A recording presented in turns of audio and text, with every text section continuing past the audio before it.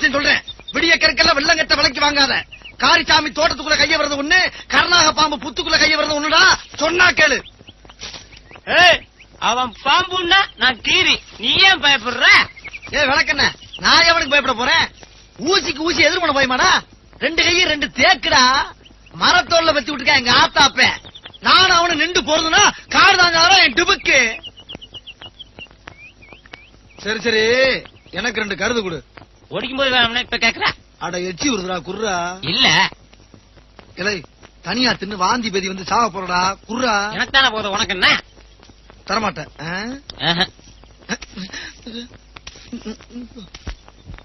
சாமி என்ன இந்த பக்கம்?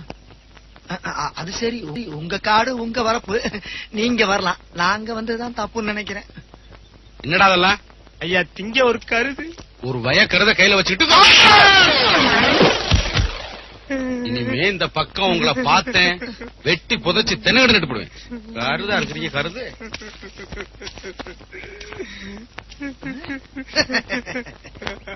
ஏய் சோனமுத்தா, டேய் டேய் டேய் சோனமுத்தா, போச்சா?